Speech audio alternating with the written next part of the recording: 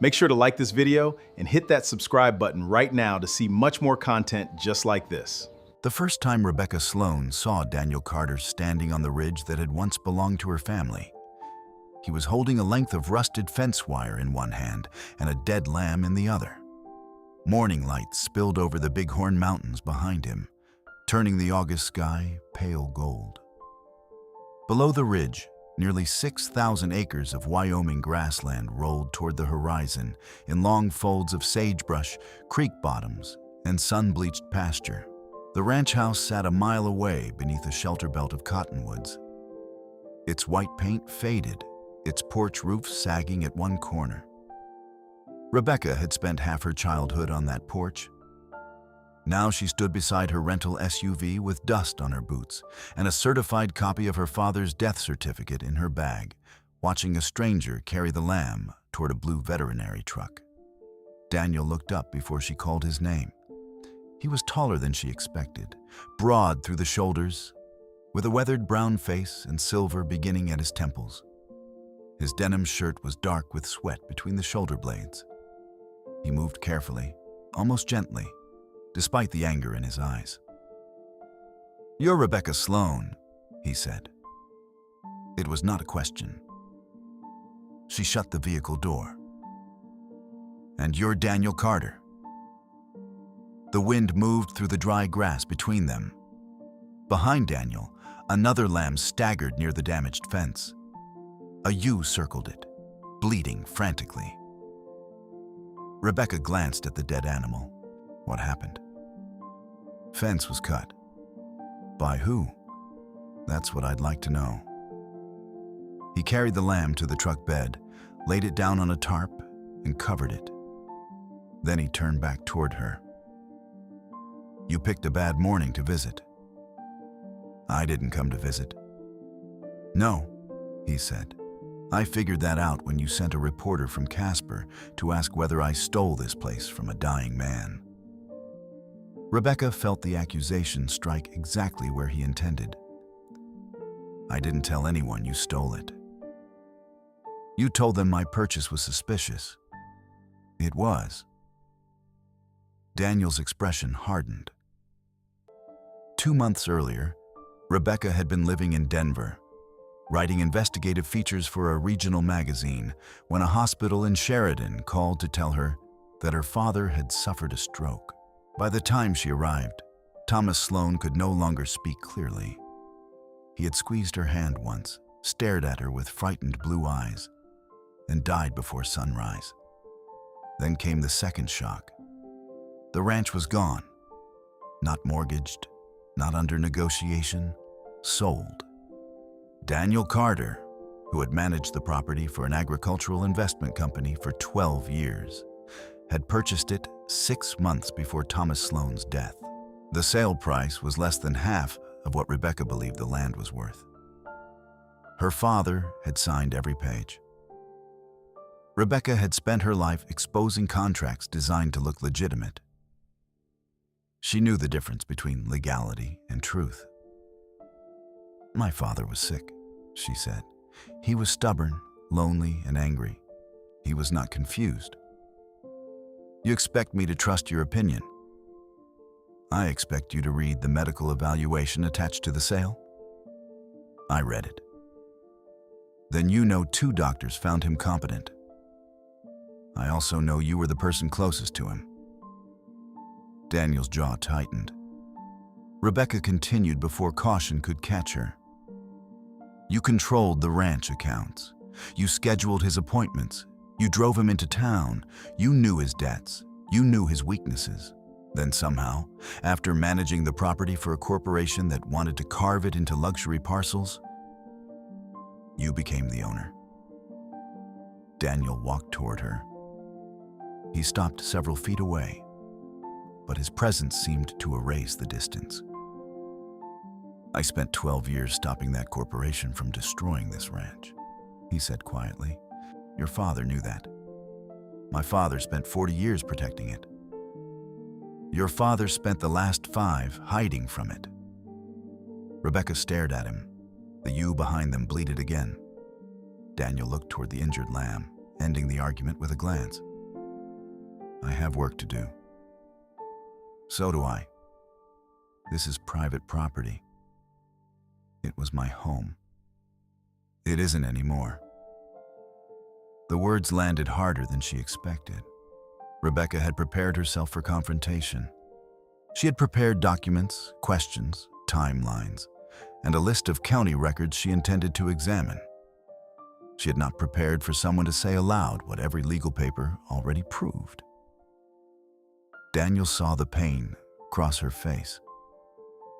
Something in his expression shifted, but only for a second. "You can stay at the guest cabin through Sunday," he said. "Your father's personal belongings are boxed in the ranch house office. After Sunday, you need permission to come back. You don't get to give me a weekend to pack up my childhood. I'm not giving you anything. I'm trying to keep this from turning uglier than it already is.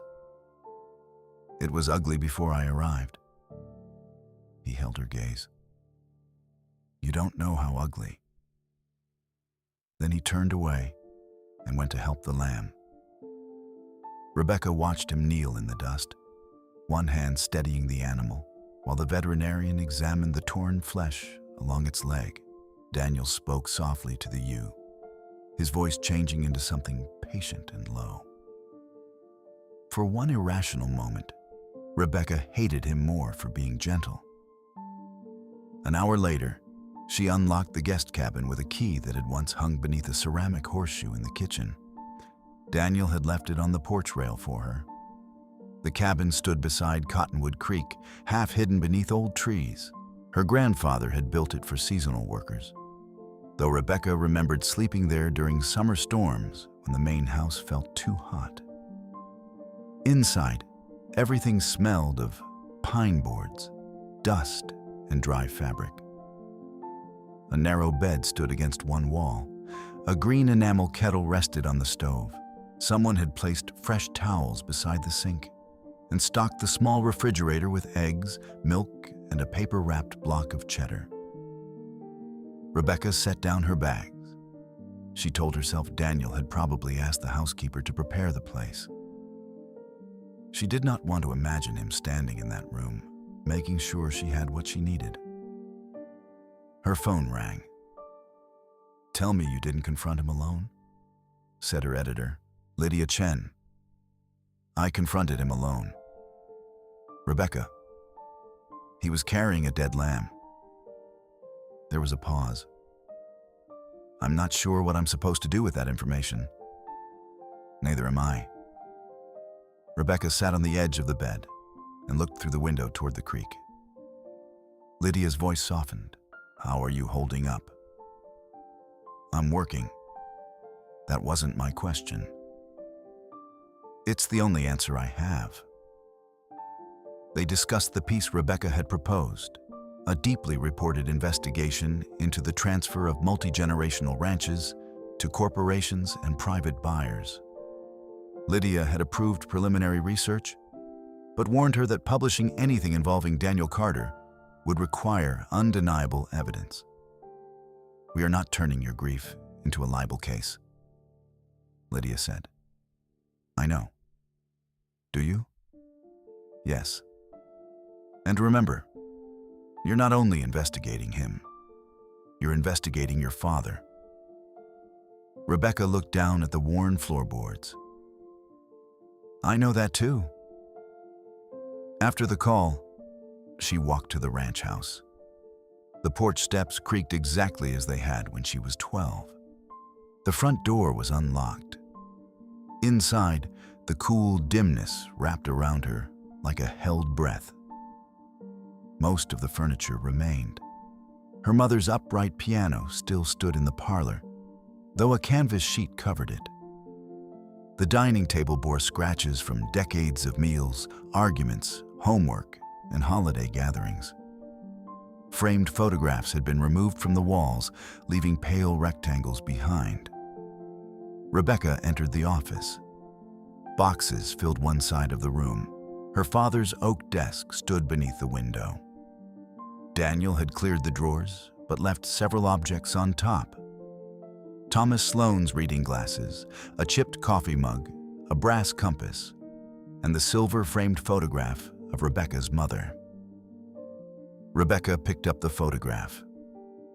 Martha Sloane had been laughing when it was taken, her dark hair blowing across her face as she sat on the hood of an old Ford pickup. She had died of cancer when Rebecca was 16. After that, the ranch had changed. Her father had become quieter, then harsher. Rebecca had escaped to college in Colorado and rarely returned for more than a few days. She opened the first box.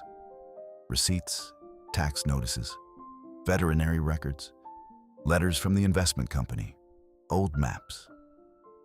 By late afternoon, she had sorted documents into careful piles. The sale agreement appeared in a folder marked Final Transfer. Daniel had paid through a combination of personal funds, a federal agricultural loan, and a private note held by the corporation. The price was low, but there was an explanation. The ranch carried debt, deferred maintenance, disputed water rights, and a conservation restriction that limited development. Rebecca read the documents twice. Nothing looked obviously fraudulent. That did not make it right. She found Daniel in the machine shed, repairing a hydraulic line on a tractor. Country music played quietly from an old radio. He saw the folder in her hand and wiped his fingers on a rag. "Find what you needed?" "I found the sale agreement." "Then you found what the county already gave you. You paid less than $4 million. I took on $2 million in debt.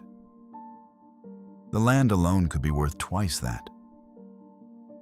Not with the easements, collapsing barns, broken irrigation, and grazing leases your father let expire. You expect me to believe nobody would have paid more? Nobody who intended to keep it whole." Rebecca stepped farther into the shed. "Did you make him an offer before the corporation agreed to sell?" "Yes." "How long before?"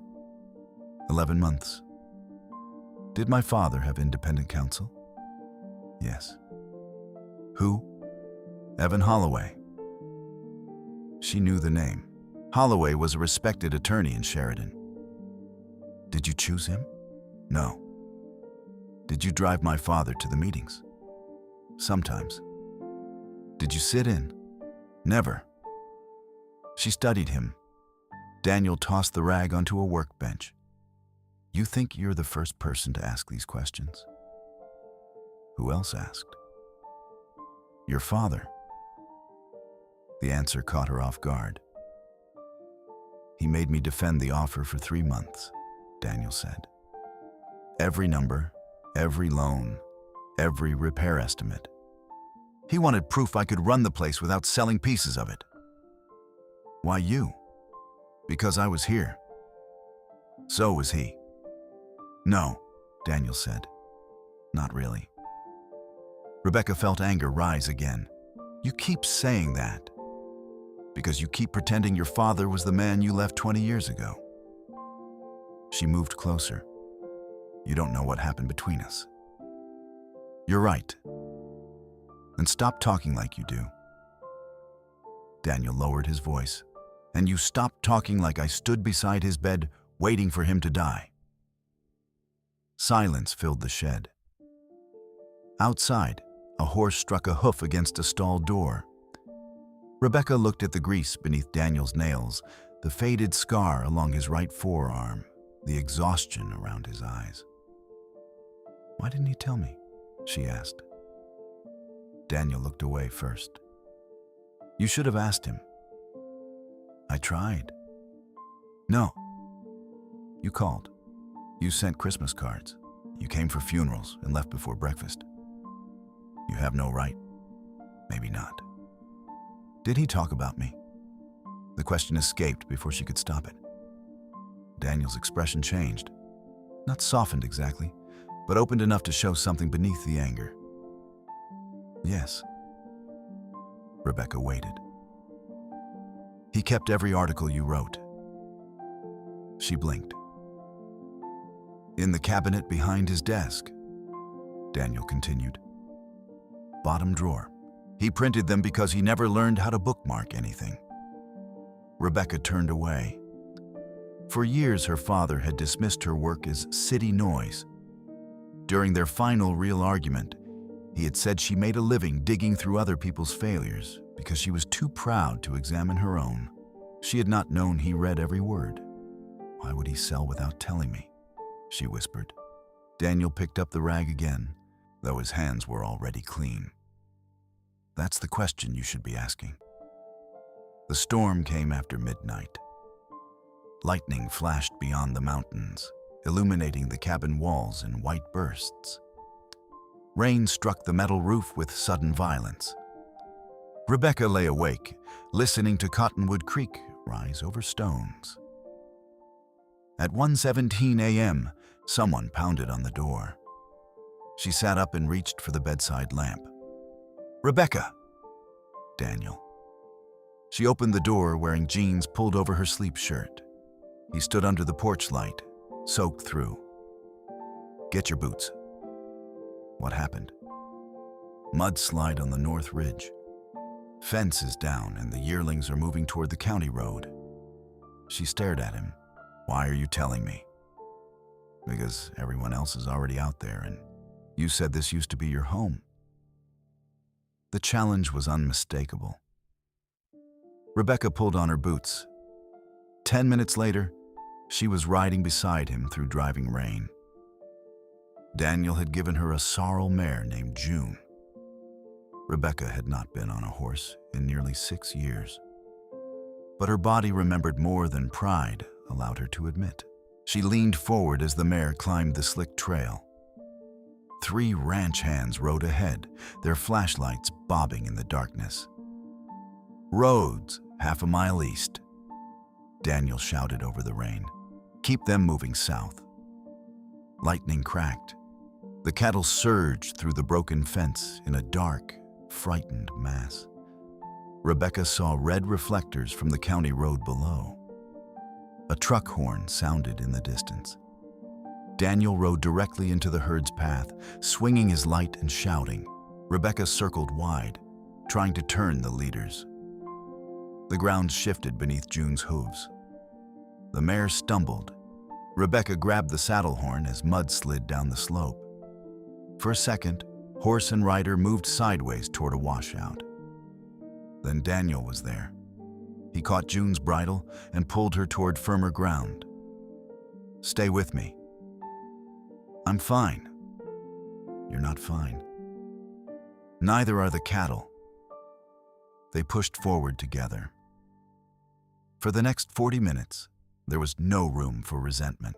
Only rain, noise, muscle, and instinct. Rebecca helped turn the last yearlings before they reached the road. One ranch hand closed the temporary gate behind them. When the herd finally settled in the south pasture, everyone sat breathing hard beneath the rain. Daniel looked at Rebecca. Water ran from the brim of his hat. You still ride well.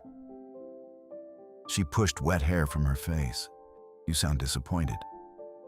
I'm reconsidering several assumptions. Only several? His mouth nearly curved into a smile. Then one of the ranch hands called from higher on the ridge. Daniel, you need to see this. The mudslide had stripped away 30 feet of soil below an old stand of juniper. Tree roots hung exposed above a shallow depression. At first, Rebecca thought the pale shape in the mud was a rock. Then lightning flashed again. A human skull stared out of the hillside. By sunrise, the ridge was covered in sheriff's vehicles. Yellow tape moved in the wind. Deputies photographed the exposed ground while the county coroner crouched near the remains. More bones had appeared as the mud settled, at least 3 individuals, perhaps more. Sheriff Aaron Bell, a heavy-set man with a gray mustache, spoke with Daniel near the fence. Rebecca stood several yards away, shivering beneath a borrowed canvas coat. She heard only fragments. Old burials. Could be historical. Need the state archaeologist. Then the sheriff glanced toward her. Daniel followed his gaze. They walked over together. "Miss Sloan," Sheriff Bell said. "Mr. Carter tells me your family owned this ranch for several generations. Since 1908. Do you know of a cemetery on this ridge?" "No." "Family burials?" "My grandparents are buried in town. So are my great-grandparents?" Bell nodded. "We'll restrict access until the state team arrives." Rebecca looked toward the exposed skull. Something metallic protruded from the mud nearby. "What's that?" The sheriff turned. A deputy carefully lifted the object using gloved hands. It was an oval belt buckle, green with corrosion. He rinsed it with bottled water. Letters emerged beneath the dirt. R.S. Rebecca stopped breathing. Daniel saw her reaction. "What is it?" "My great-grandfather was Robert Sloan." The sheriff frowned. "You said he was buried in town." "He is." Rebecca stared at the buckle. "At least, that's what the gravestone says." The state archaeologist arrived the following afternoon with 2 assistants and a representative from the Wyoming State Historic Preservation Office. Dr. Ellen Voss was small, brisk, and direct. She explained that preliminary examination suggested the burials were more than a century old. "How many?" Daniel asked. "Too early to say. Ground disturbance extends across approximately 30 yards. Rebecca looked along the ridge. 30 yards could hold dozens of graves. Dr. Voss unfolded a plastic-covered map on the hood of her vehicle. "This area was part of several homestead claims before your family consolidated the ranch." "My family purchased the land legally," Rebecca said. The archaeologist met her eyes without judgment. "That may be true, but federal land records from that period are often incomplete, especially where claims were abandoned, disputed, or transferred under pressure." Daniel stood very still beside her. "Do you know who the people were?" he asked. "Not yet." Rebecca noticed the way he asked. Not whether they were Sloans, who they were. Dr. Voss pointed to a section of the ridge. "We'll need historical maps, family records, church documents, anything mentioning burials or previous residents." "My father's papers are in the house," Rebecca said. "I have corporate records going back to the 70s, Daniel added. The archaeologist looked between them.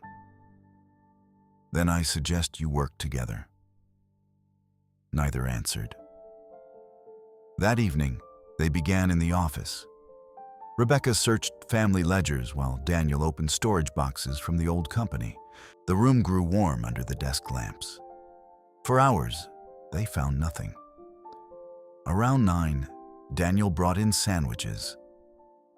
"I'm not hungry," Rebecca said. "You haven't eaten since morning." "You monitoring me now?" "Only because passing out on a 100-year-old land ledger would complicate the investigation." She took the sandwich. They ate without speaking. At 10:30, Rebecca found a hand-drawn map tucked inside a tax book from 1911. The paper showed the ranch boundary as it existed then, along with several structures no longer standing. A square had been drawn near the north ridge. Beside it, someone had written Carter Settlement. Rebecca read the words twice. "Daniel."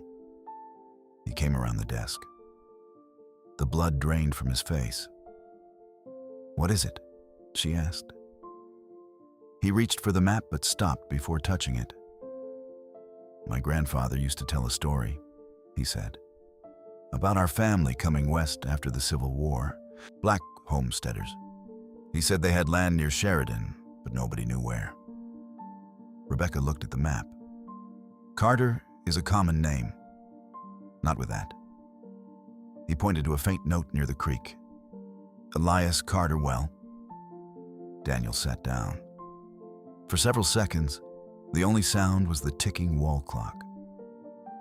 My great-great-grandfather was Elias Carter, he said. Rebecca felt the room tilt. Are you certain? He named every firstborn son Elias for 3 generations. My father broke the tradition. She studied Daniel's face. You knew your family had been here? I knew the story. Most people thought it was family mythology. What happened to the land? Daniel gave a humorless laugh. That part changed depending on who told it. My grandfather said cattlemen forced them out. My aunt said the bank took it. My father said Elias signed something he couldn't read. Rebecca looked down at the map. Her family had acquired the North Pasture in 1912, 4 years after Robert Sloan arrived in Wyoming. She stood and crossed to the cabinet behind her father's desk, bottom drawer.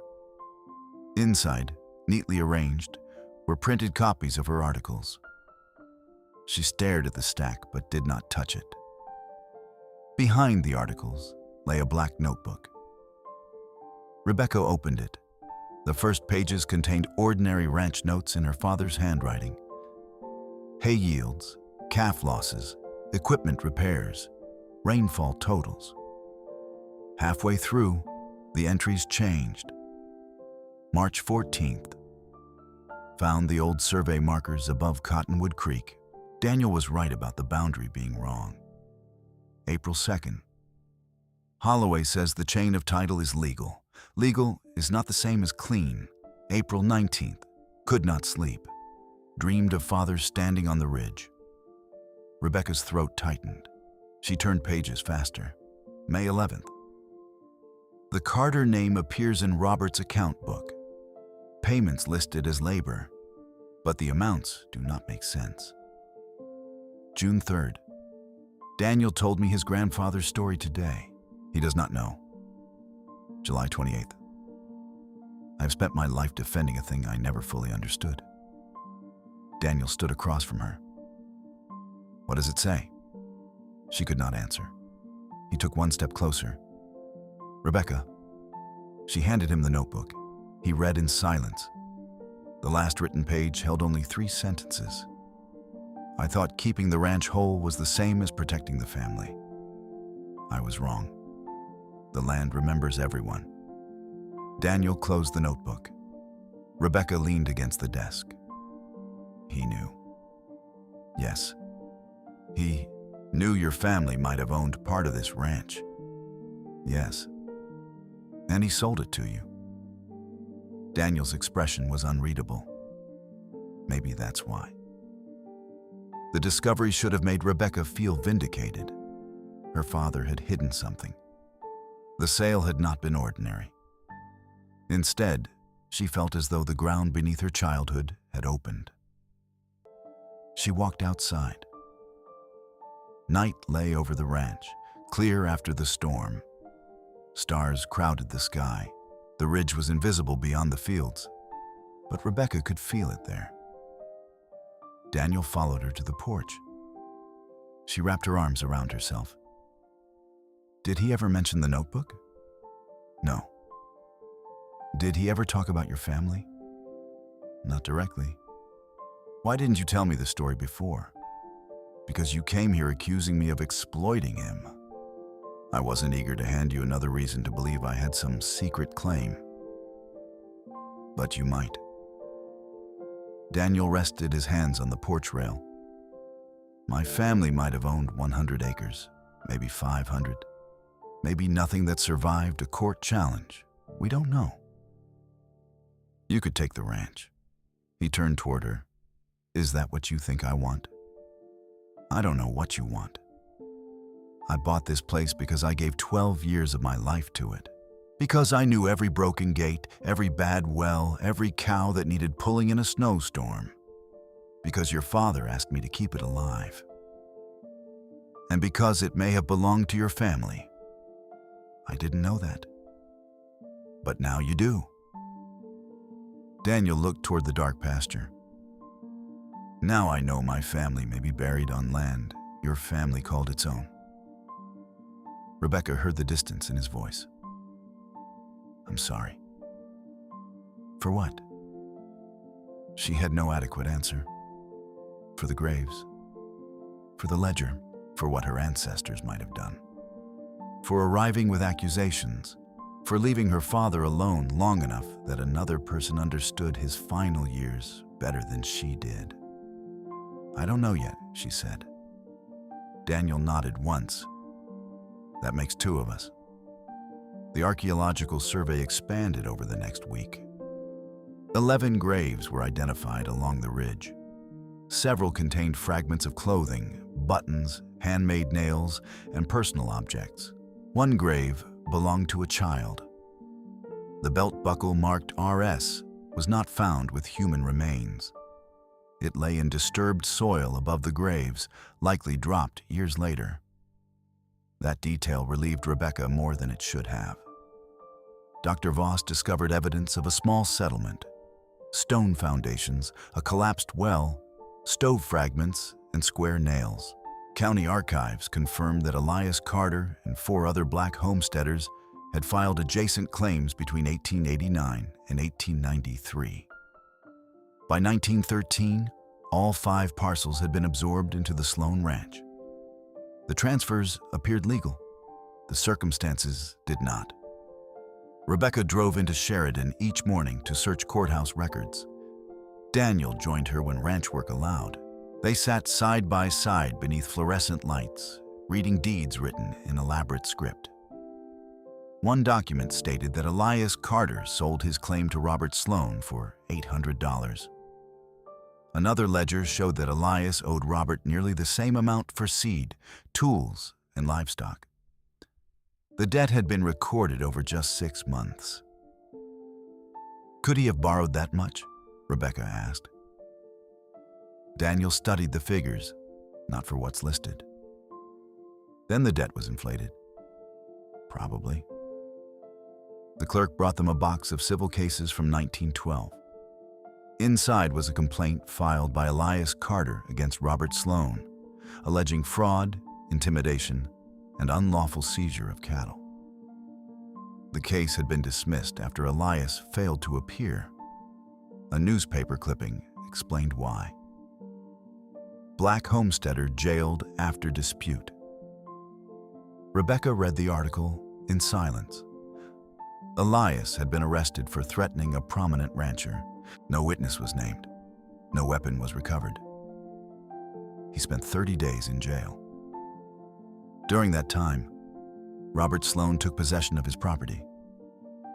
Daniel pushed back from the table. I need some air. Rebecca followed him outside.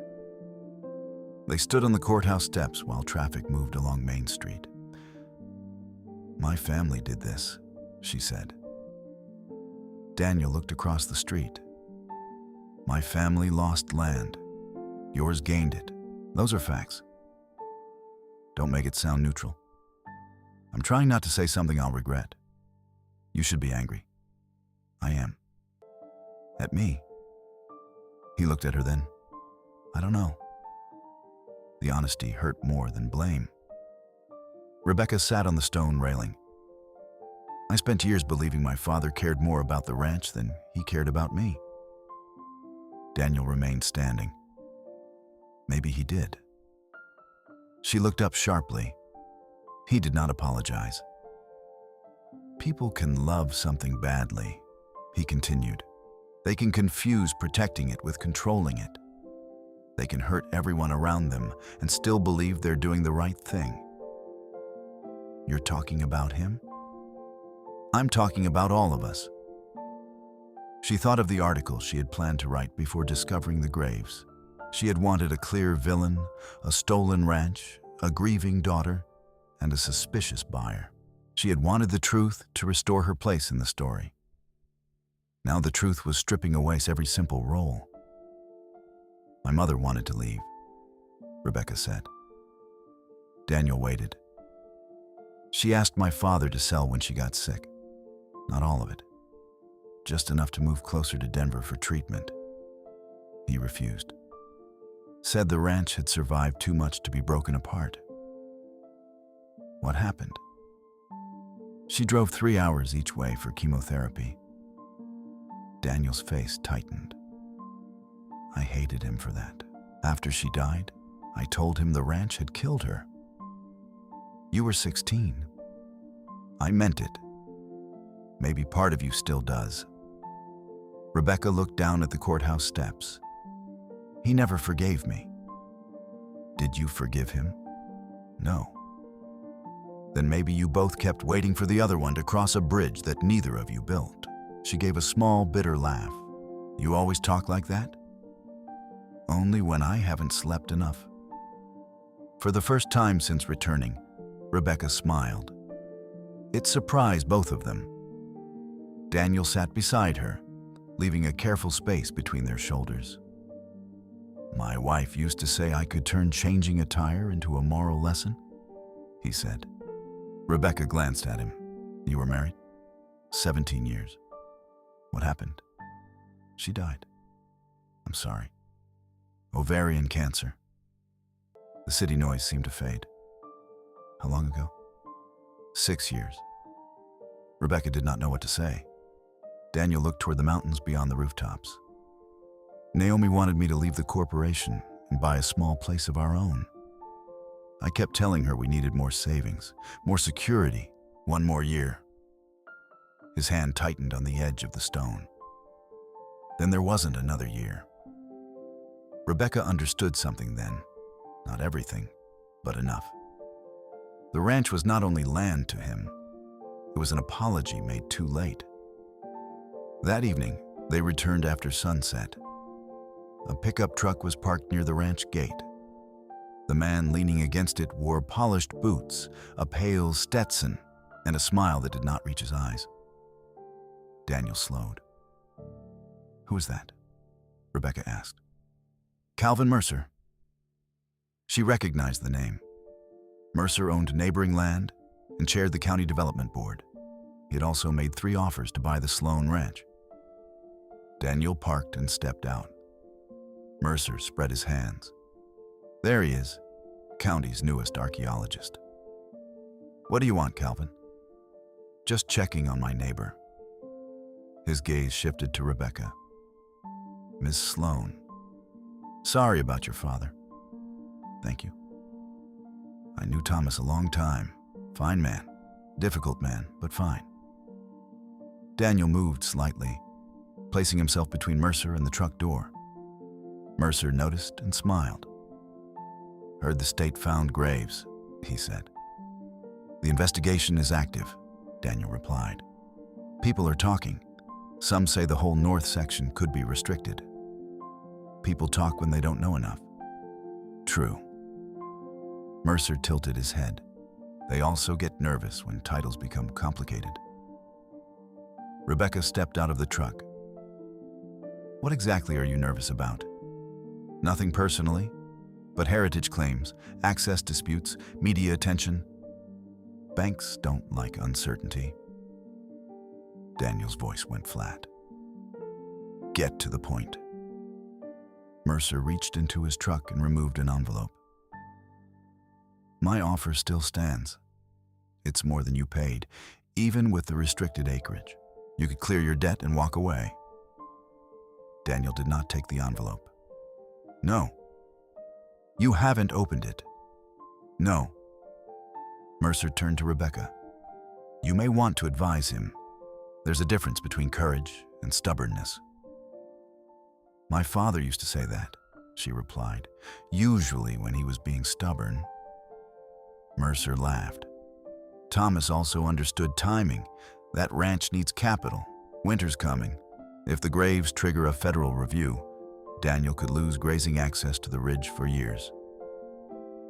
Daniel's expression remained controlled, but Rebecca saw the tension in his shoulders. Mercer set the envelope on the hood of the truck. Think about it. He drove away in a cloud of dust. Rebecca picked up the envelope. Daniel took it from her and tore it in half without opening it. "You should have read the number." "I know the number." "How?" "He's been raising it every 6 months." "Why? Does he want this place so badly?"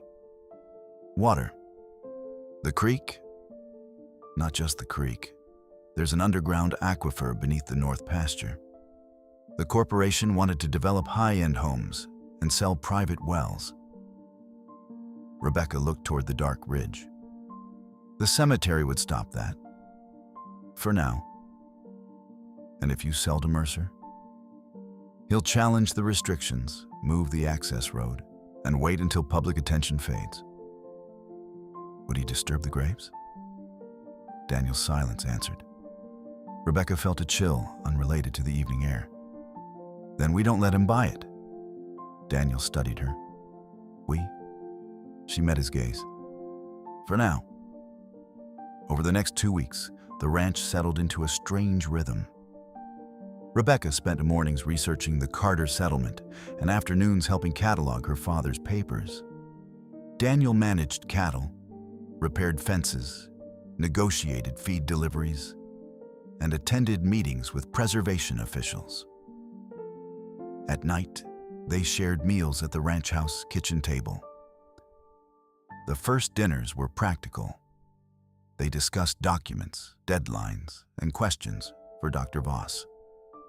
Gradually, other subjects entered. Rebecca told him about her first newspaper job in Pueblo, where she covered city council meetings and dog shows. Daniel told her about growing up in Mississippi and moving to Wyoming after college because a ranch owner offered him a summer position. "You plan to stay one summer?" she asked. 3 months. "And that became?" 32 years. She smiled. "You're not good at leaving." "No." The answer hung between them. Daniel taught her how the ranch had changed since her childhood. Sheep had been added to diversify income. A solar pump fed water to the east pasture. Rotational grazing had restored grass along the creek. Rebecca watched him work with the crew. He never raised his voice unless distance required it. He listened before giving instructions. When 19-year-old Miguel Alvarez damaged a hay rake, Daniel did not humiliate him. He made Miguel help repair it and explain what had gone wrong. "You're good at this," Rebecca said later. Daniel looked toward the machine shed. "Your father didn't think so at first." "What changed his mind?" "Blizzard of 2016. I remember hearing about it. The corporation wanted us to abandon the North Herd. Roads were closed. Wind chill was 40 below. What did you do?" "Disobeyed." Rebecca laughed softly. "That would impress my father." "It did after he finished cursing me." Daniel and 3 hands had used snowmobiles to reach the stranded cattle. They lost 7 animals, but saved more than 200. "Your father came out the next morning," Daniel said. "Could barely walk through the drifts. But there he was with coffee." Rebecca imagined it easily. "He never told me." "He didn't tell people when he was proud. He acted less disappointed." "That sounds like him." Daniel looked at her. "He was proud of you too." Rebecca busied herself with closing a gate. "You don't have to keep saying that. I thought you might eventually believe it." One afternoon, Dr. Voss called them to the ridge. The excavation team had uncovered a small tin box beneath the stones, marking the child's grave. Inside, protected by layers of rotted cloth, were several folded pages. The paper was fragile, but legible. A conservator read the first lines aloud. "My name is Sarah Carter. If this is found, let it be known that this ground belongs to those who worked it and buried their children here." Daniel closed his eyes. Sarah had been Elias Carter's wife. The letter described sickness in the settlement, the death of their 8-year-old daughter Ruth, and escalating conflict with Robert Sloan. Sarah wrote that Robert offered loans during a hard winter, then altered the terms. When Elias protested, cattle disappeared. Fences were cut. Threats followed. The final paragraph mentioned a packet of original receipts and land documents hidden where the spring water runs beneath the cottonwood roots. Rebecca looked toward Cottonwood Creek. Daniel was already studying the slope. The search began the next morning. The creek twisted for nearly 2 miles through the ranch. Cottonwoods lined both banks, many more than a century old. Sarah's description could refer to dozens of places. Daniel brought metal probes, shovels, and an old survey map. Rebecca carried copies of the letter. They searched until noon without success. At one point, Rebecca stepped onto what looked like solid ground and sank knee-deep into mud. Daniel caught her arm before she fell. She looked down at her buried boot. "Don't say anything." "I wasn't going to." "You were." "I was deciding how kind to be." "Choose very." He pulled her free. The sudden release sent both of them backward onto the grass. Rebecca landed against his chest. For one breath, neither moved. Daniel's hand remained around her waist. His face was inches from hers. She saw a small scar near his left eyebrow, and sunlight reflected in his dark eyes. The air changed. Rebecca felt it before she understood it. A quiet pull beneath all the arguments, suspicion, grief, and work. Something that had been growing each evening across the kitchen table, something neither of them had named. Daniel released her and sat up. "You all right?" "Yes." He stood and offered his hand. She took it. Neither mentioned the moment. Near sunset, they reached an old bend in the creek where a cottonwood had split during the storm. Beneath its exposed roots, water trickled from a narrow spring. Rebecca stopped. "Daniel." He knelt beside the roots and cleared away loose soil. His fingers struck stone. Together, they removed 3 flat rocks. Behind them was a rusted iron container. The lock crumbled when Daniel touched it. Inside lay documents wrapped in oilcloth. Rebecca's heart pounded. They carried the box to the ranch house without opening the bundle. Detective Oster Voss arrived with a conservator that evening. The documents included receipts signed by Elias Carter, proving he had repaid most of the loans Robert Sloan later used to claim the land. There was also a handwritten agreement. Robert promised to hold the property temporarily while Elias resolved his legal case. In exchange, Elias would allow Sloan cattle to graze on part of the claim. The land was supposed to be returned. It never was. The final item was a letter from Robert Sloan to his brother. "Elias will not have the means to fight once the judge rules. The town stands with us. By winter, the ridge and creek will be ours, and no one will trouble themselves over how." Rebecca read the sentence 3 times. Then she walked out of the room. Daniel found her in the barn. She stood inside an empty stall, staring at the wooden wall where she had carved her initials as a child. R.S., crooked and shallow. Daniel stopped outside the stall. "I'm sorry," he said. She laughed once, without humor. "You're sorry?" "For what you're carrying. My family stole everything from yours." "Not everything. The land, their home, their graves. My family survived. That doesn't make it less wrong." "No." Rebecca pressed both hands against her face. "I came here ready to expose you. I thought you had taken advantage of my father. I wanted to prove the ranch was mine." Daniel stepped into the stall. "You wanted to understand why he shut you out." And now I do. Do you? She looked at him. He found the truth. He couldn't face me. Maybe.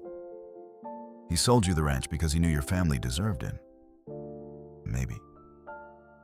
Stop saying maybe, because we don't know his whole reason. He wrote it down. He wrote that the title wasn't clean. He wrote that the land remembers everyone. That doesn't explain why he didn't call you. Shame explains it. So does love. Rebecca stared at him. Daniel's voice softened. He knew you were a journalist. He knew if he told you, you'd expose it. Of course I would. And the corporation would have sold the ranch before the story was published. Mercer probably would have bought it. The cemetery could have been bulldozed before anyone knew. So my father made a secret deal with you. He made me promise to keep the ranch whole for at least 10 years. Why didn't you tell me? Because he asked me not to. Anger flared through her grief. You let me believe he didn't trust me. He didn't trust what would happen if the truth came out too soon. That's not the same thing. No. It feels the same. I know. You protected him. Yes. Even after he died. Yes. Even when I accused you. Daniel's eyes held hers. Yes. Rebecca slapped him. The sound cracked through the barn.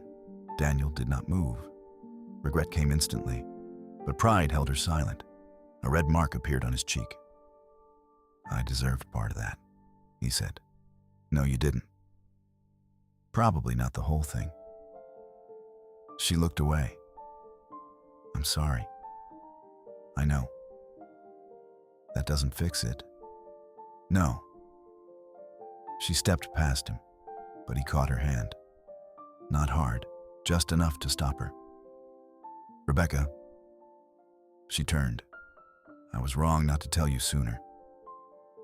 The anger in his face had vanished. What remained was tired and open.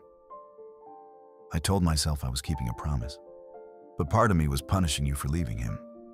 That wasn't fair. She swallowed. You loved him.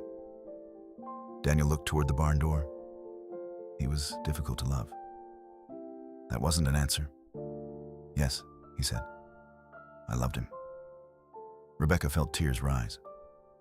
My father gave you the trust he never gave me? No, he gave me work. He gave you the part of him that was afraid. She shook her head. Daniel stepped closer. You were the only person who could make him feel like he'd failed. That's not love. Sometimes it's the shadow love leaves when people don't know how to speak.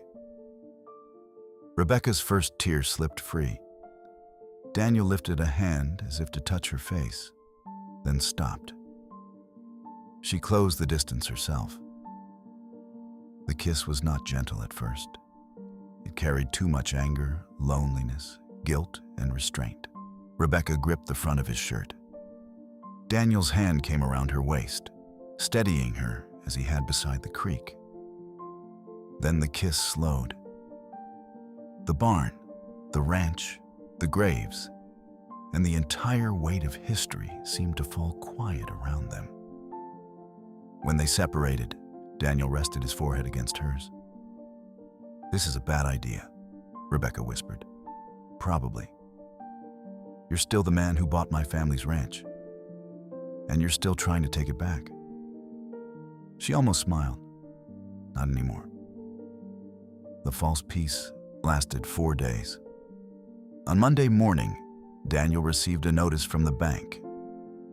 The private loan he had assumed from the corporation contained a review clause triggered by material changes to land access, title risk, or commercial value. Because of the archaeological findings and potential historical claims, the lender demanded additional collateral, or early payment, of $800,000. Daniel had 60 days. Rebecca read the letter at the kitchen table. Can they do this? The lawyer says they can try. Who owns the note? Frontier Land Capital. She searched the company on her laptop. Its registered agent led to another corporation, then another. At the end of the chain was Mercer Holdings. Rebecca looked up. Calvin bought your debt. Daniel nodded. 3 weeks before the storm. He knew something. Or he was waiting for any excuse. He cut the fence. We can't prove that. He wanted cattle on the road. He wanted pressure on you before making another offer. Still can't prove it. Rebecca closed the laptop. Then we find proof. Daniel stood at the sink, staring out the window. The ranch doesn't have $800,000. What about refinancing? With a historical claim hanging over the north section? Investors? I didn't buy this place to hand it to investors. Conservation groups? Too slow. Then let me help. He turned. With what? My magazine could fund the document investigation. The state may help establish a heritage grant. We can create public attention. That's exactly what your father wanted to avoid. My father is dead. The words fell heavily between them. Rebecca continued more softly. And Mercer is counting on us staying quiet. Daniel shook his head. Once your article runs, this place becomes a symbol. People who have never stood in this grass will decide what justice looks like. Maybe they should know what happened. They should. But you don't control what happens after they know. Neither do you. I control whether I use my family's pain to raise money. Rebecca stared at him. That's what you think I'm suggesting? I think you solve problems by exposing them. And you solve them by carrying everything alone until it crushes you. Daniel's eyes flashed. This ranch has survived because somebody carried it. Your wife asked you to build a life with her, and you waited until it was too late. The moment the words left her mouth, Rebecca wanted them back. Daniel went completely still. She stood. Daniel, don't. I shouldn't have said that. No. I was angry. That doesn't make it untrue. He walked out. That night, he did not return for dinner. The next morning, Rebecca found a note on the table. Gone to the East Range. Back Thursday. She told herself he needed space. By Wednesday, she was furious with him for taking it. She worked alone in the office, reviewing Mercer's corporate history. Frontier Land Capital had purchased distressed agricultural debt across 3 states. In several cases, Mercer later acquired the underlying land after borrowers defaulted. The pattern was aggressive, but legal. Then Rebecca found something else. 12 years earlier, the corporation that owned the Sloan Ranch had proposed a residential development over the aquifer. County meeting minutes showed strong opposition from Thomas Sloan and Daniel Carter. The proposal failed by 1 vote. Calvin Mercer had voted against it. 6 months later, Mercer quietly began buying neighboring parcels. He didn't oppose development, Rebecca murmured. He wanted his own development. She searched water records. Mercer's existing wells were declining. The aquifer beneath Daniel's ranch could support hundreds of homes. Rebecca called Lydia. I need research support. You sound like yourself again. I'm not sure that's a compliment. What did you find? Rebecca explained the land transfers, the graves, the documents, and Mercer's loan maneuver. Lydia was silent for several seconds. This is bigger than the story you pitched. I know. It's also personal. I know. Can you report it fairly? Rebecca looked through the office window toward the ridge. I don't know. Then don't write it alone.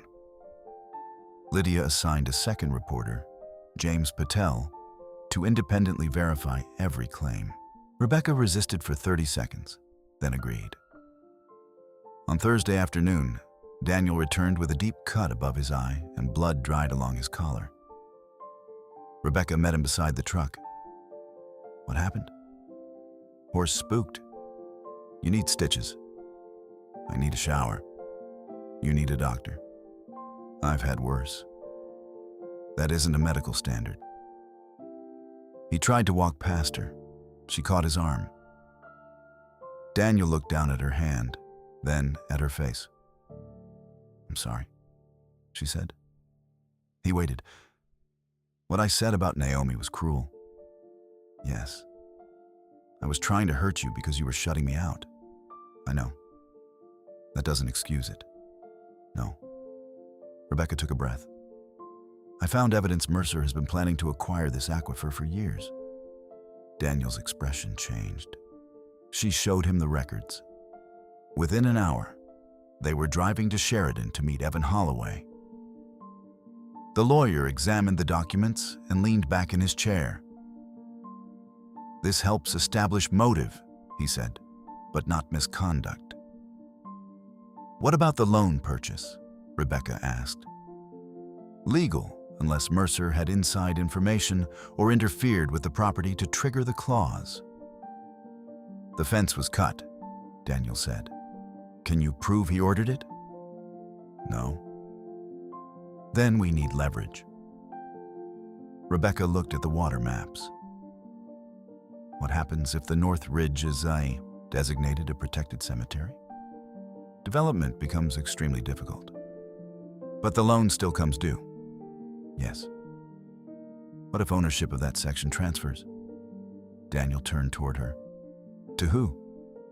The Carter descendants. Holloway removed his glasses.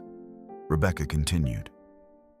My family's title to the original Carter claim was obtained through fraud. Daniel could challenge it. Rebecca, Daniel said. If the ridge and aquifer are separated from the commercial ranch, Mercer's collateral loses the thing he wants. And the bank may call the entire loan immediately, Holloway warned.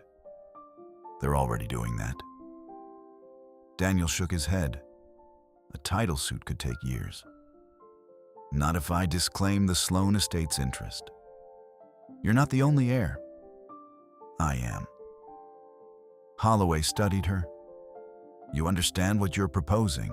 You would surrender any legal claim your family might retain to hundreds of acres. Rebecca looked at Daniel. Yes. No, Daniel said. She turned toward him. Why? Because you're reacting from guilt. I'm reacting to evidence. Your father wanted the ranch kept whole. My father also knew the title was wrong. He sold the whole property to me. Then transfer the Carter section into a protected family trust.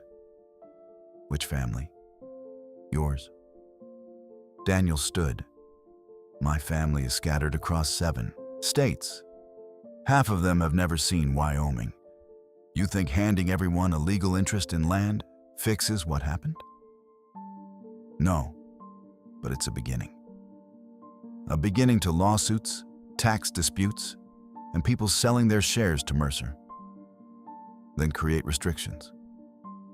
You're turning generations of pain into paperwork. What do you suggest? I don't know yet.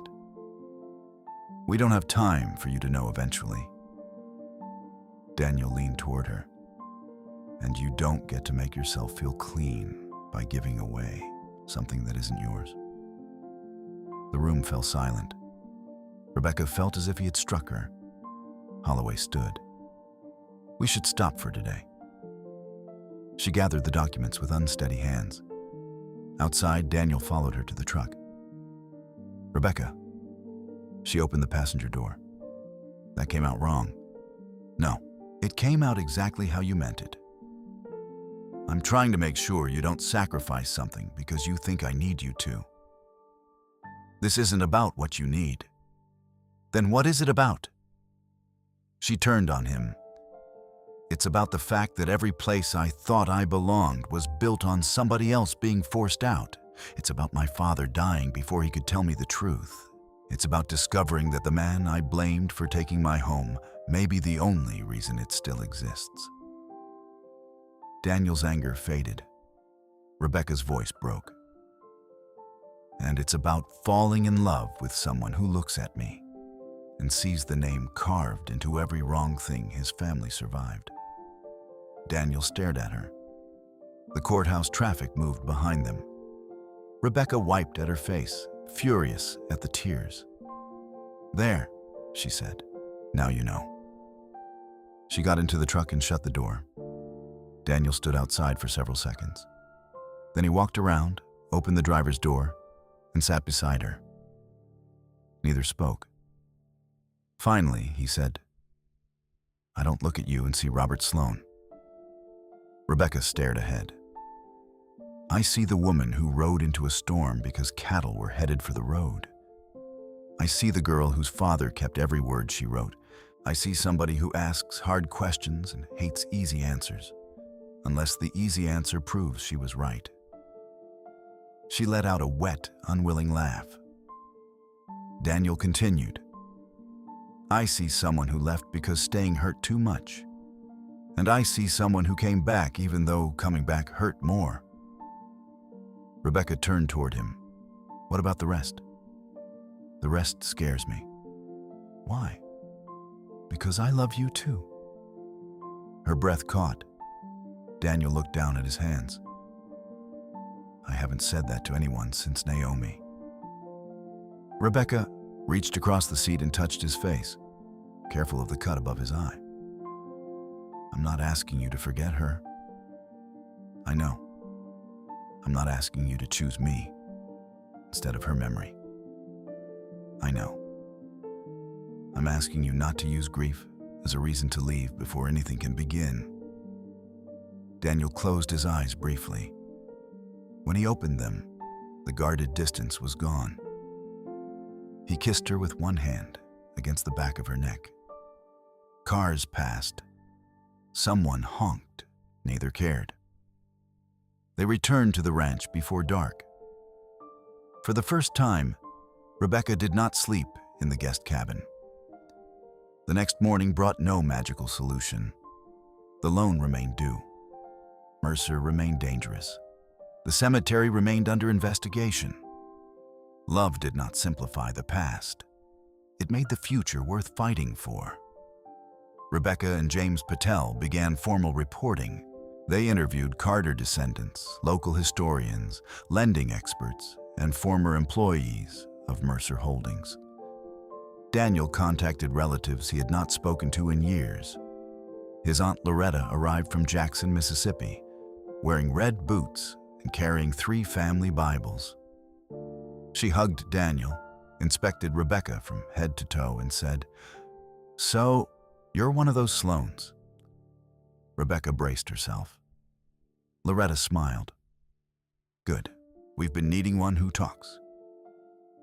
The Bibles contained births, deaths, marriages, and a faded photograph of Elias and Sarah Carter standing beside a log cabin.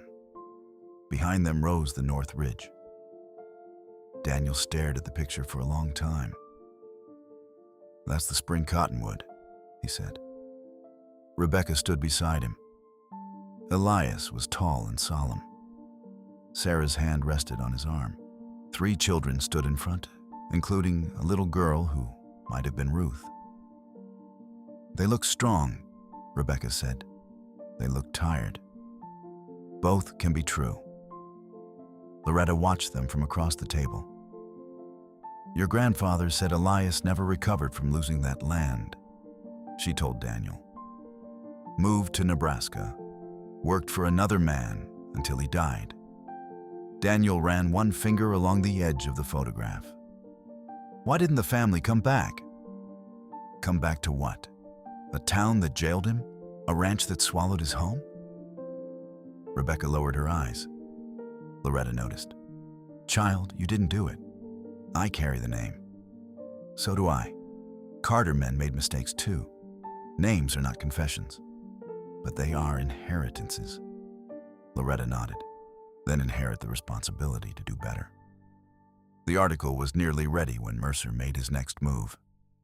A deputy arrived at dawn with an emergency order restricting access to Cottonwood Creek. Mercer claimed runoff from Daniel's cattle operation was contaminating downstream wells. The County Development Board scheduled a hearing in 10 days. Daniel read the order and swore under his breath. The cattle need that water. "Can we use the east wells?" Rebecca asked. "Not enough capacity." "Is the contamination real?" "Tests last month were clean." Rebecca examined the complaint. The laboratory report was signed by an environmental consultant named Wesley Pike. She knew the Hadar name. Pike had worked for Frontier Land Capital. By noon, Rebecca had proof that his consulting firm shared an office address with a Mercer subsidiary. By evening, 2 water troughs had been vandalized. Someone wanted the ranch to fail before the hearing. Daniel organized round-the-clock patrols. Miguel and the other hands hauled water by truck. Rebecca contacted the sheriff, but without witnesses or cameras, there was little he could do. On the 3rd night, a hay barn caught fire. Rebecca woke to the smell of smoke. She ran outside in Daniel's shirt and boots.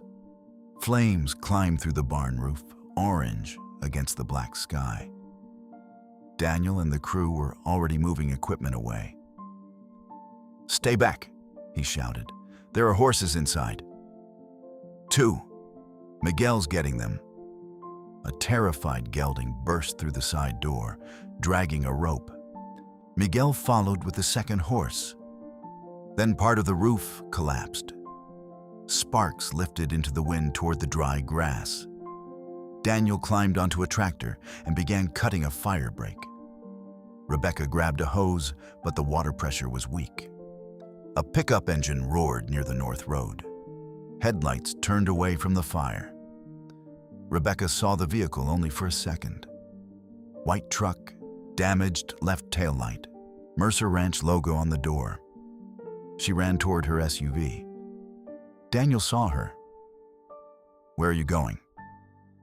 That was Mercer's truck. "Rebecca, no!" She drove after it. The truck accelerated across the service road, throwing dust and gravel. Rebecca followed at a distance, using her phone to record. The driver turned toward the county highway. As the truck passed beneath a security light near the gate, Rebecca captured the license plate. Then the driver braked suddenly. Rebecca swerved and slid into the ditch. The airbag exploded. For several seconds, she heard nothing but ringing. Smoke from the airbag filled the cabin. Her shoulder burned. Blood ran from a cut near her hairline. The white truck reversed toward her. Rebecca fumbled for her phone. The driver's door opened. Cal Van Mercer's son, Travis, stepped out. He was 28, reckless, and known around town for fighting after too much whiskey. He approached the SUV. "You should have stayed in Denver," he said. Rebecca held up the phone. "You're alive?" It was a lie. Travis stopped. Behind him, headlights appeared on the ranch road, Daniel's truck. Travis ran back to his vehicle and sped away. Daniel reached Rebecca seconds later. He tore open the passenger door. "Are you hurt?" "My shoulder." He cut the seatbelt and helped her out. Behind them, the barn fire glowed against the sky. Daniel held her face between his hands. "What were you thinking?" "I got the plate." "I don't care about the plate." "You will when the sheriff arrests him." "You could have died." His voice broke on the final word. Rebecca looked at him. Daniel pulled her against his chest and held her so tightly she could barely breathe. "I'm sorry," she whispered. He buried his face in her hair. "Do not make me lose you for this ranch." "You won't." "You don't know that." "No," she said, "but I know I'm not leaving you to fight alone." Travis Mercer was arrested before sunrise. Rebecca's recording showed the vehicle, the plate, and enough of the driver's face to identify him. Investigators found fuel cans, bolt cutters, and fencing tools in the truck. Under pressure from prosecutors, Travis admitted his father had instructed him to make the Carter place expensive to keep. He claimed Calvin never directly ordered arson, only disruption. It was enough for search warrants. Sheriff Bell seized Mercer Holdings records. Among them were emails discussing the cut fence, water complaints, and strategies for forcing Daniel into default. The public hearing became a criminal spectacle. By the time Daniel and Rebecca entered the county administration building, every seat was filled. Reporters lined the walls. Carter descendants sat beside longtime Sloan neighbors, ranchers, tribal representatives, preservation advocates, lenders, and developers crowded the room. Calvin Mercer sat at the front table with two attorneys. His usual confidence had thinned. Rebecca carried her father's notebook. Daniel carried the photograph of Elias and Sarah Carter. The board chair opened the hearing by addressing the water restriction. Then the county attorney announced that evidence used to support the contamination claim had been compromised by undisclosed conflicts of interest. The restriction was suspended. A murmur moved through the room. Mercer's attorney objected, but the chair overruled him. Then came public comment. Dr. Voss presented findings from the cemetery and settlement. She confirmed that the ridge contained at least 17 graves connected to a late 19th century black homesteading community. Evan Holloway explained the fraudulent transfer documents. James Patel summarized the corporate connections between Mercer Holdings and Frontierland Capital. Finally, Rebecca approached the microphone. The room quieted. She looked at the faces before her.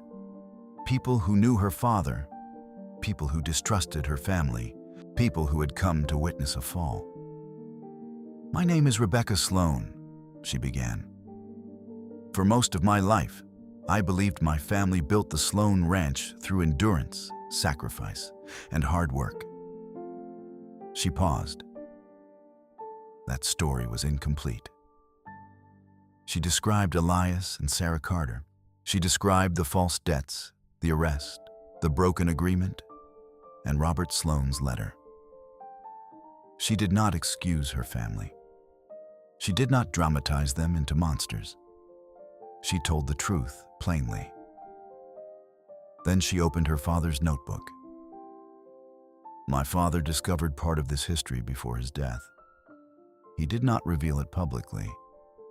He believed secrecy would keep the ranch intact until it could be placed in the hands of someone who would protect it." Rebecca looked at Daniel. He chose Daniel Carter. Cameras turned. Daniel did not manipulate my father. He did not steal the ranch. He accepted a burden my father was too ashamed to explain to his own daughter. Her voice trembled, but she continued. "I came home prepared to fight him. Instead, he helped uncover the truth about both our families." She faced the board. "Today, I am formally disclaiming any personal claim to the land transferred from Elias Carter through fraud. I am also supporting the creation of the Carter Sloan Heritage Trust, which will protect the cemetery, the settlement site, the aquifer, and public access for descendants and researchers." Mercer's attorney stood. "This proposal has no bearing on my client's valid financial interests." Daniel approached the second microphone. "It does now." He placed a document on the table. Frontierland Capital's loan will be refinanced by a coalition of agricultural and preservation lenders. The commitment became final this morning. Calvin Mercer turned sharply toward his attorneys. Daniel continued, The ranch will remain a working operation. The Heritage Trust will hold the North Ridge and aquifer under permanent conservation restrictions. No subdivision, no commercial wells, no luxury development. Applause broke out. The chair struck the gavel, but the room would not quiet immediately. Mercer stood. "This is theater," he snapped. Carter couldn't afford that refinancing without using the cemetery as a fundraising scheme. Daniel looked at him. "You're right about one thing. I couldn't do it alone." He turned toward the audience. A group of men and women stood. Carter descendants from Mississippi, Nebraska, Colorado, California, and Illinois. Beside them stood local ranchers who had pledged equipment, grazing access, and loan guarantees. Loretta Carter raised her chin proudly. Daniel faced Mercer again. "You counted on everyone protecting their own peace, their own reputation, their own money. You never considered what might happen if people decided the whole story mattered more." Calvin's face reddened. Sheriff Bell stepped forward from the wall. "Mr. Mercer, I need you to come with me." The room erupted. Outside the building, reporters surrounded Rebecca and Daniel. Questions came from every direction. "Ms. Groy Sloan, do you regret your family's ownership?" "Mr. Carter, will descendants receive financial compensation?" "Are the two of you partners?" "Is the ranch changing its name?" Daniel glanced at Rebecca. She almost laughed. He took her hand in front of the cameras. "Yes," he said. "We're partners." The criminal case against Calvin Mercer lasted 9 months.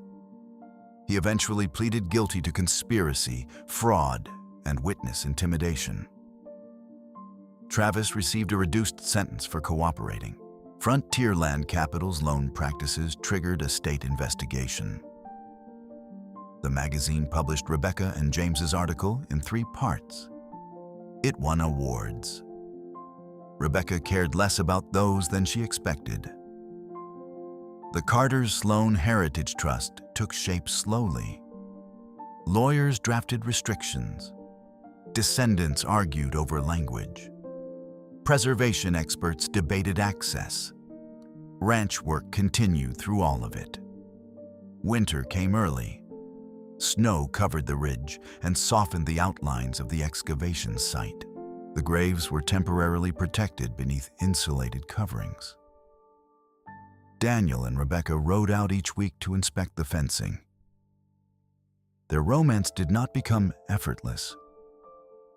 Daniel still withdrew when fear tightened around him.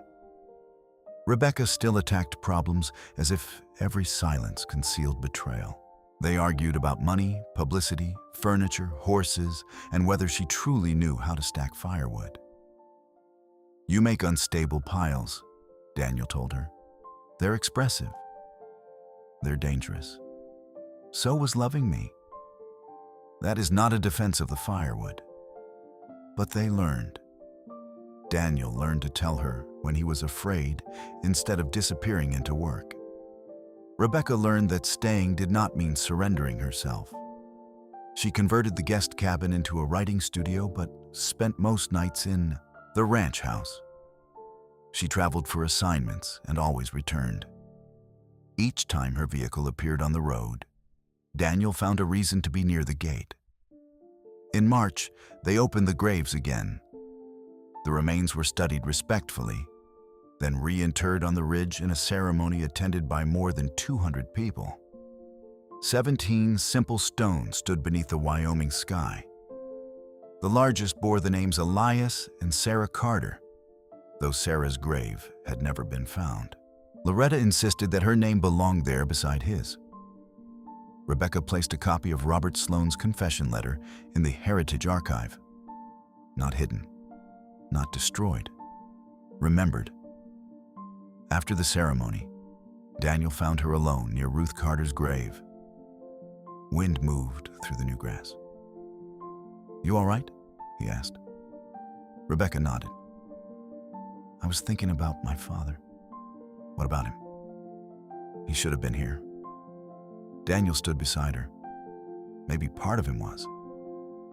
She looked toward the ridge. I spent so many years waiting for him to apologize. Would it have changed anything? I don't know. Daniel took her hand. He tried to repair it in the only way he understood. He should have trusted me. Yes. He should have told me. Yes. I loved him. I know. Rebecca leaned her head against Daniel's shoulder. I wish I'd said it. Daniel kissed her hair. Say it now. So she did. The words disappeared into the wind, but they did not feel wasted.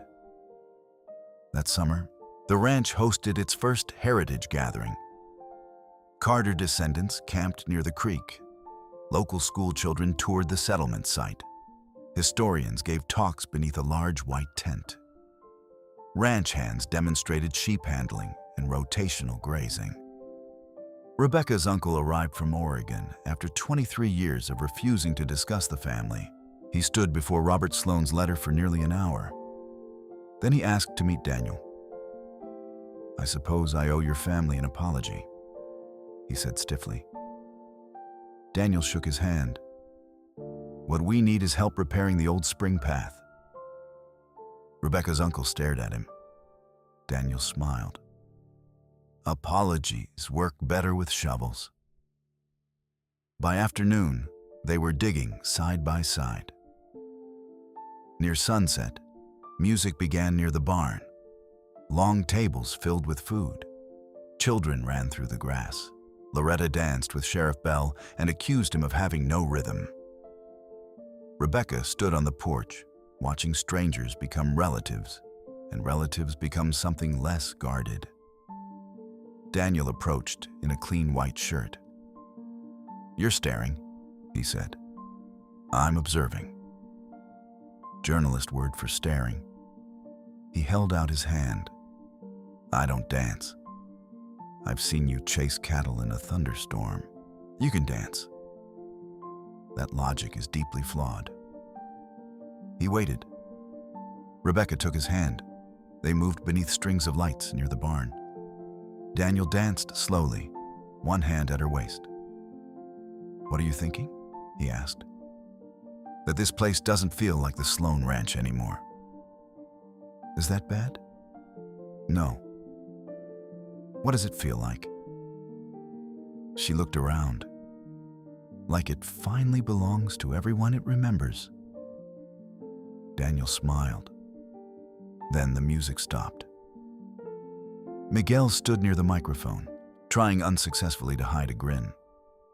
Daniel stepped back from Rebecca. What did you do? She asked. Nothing yet. He reached into his pocket. The crowd noticed. Rebecca stared at him. Daniel. He lowered himself onto one knee. Loretta shouted, About time. Laughter moved through the gathering. Daniel held up a simple ring with a small oval diamond. This belonged to Naomi's grandmother, he said quietly. Naomi wore it for 17 years. Rebecca's eyes filled. Before she died, she told me not to turn love into a grave I had to visit for the rest of my life.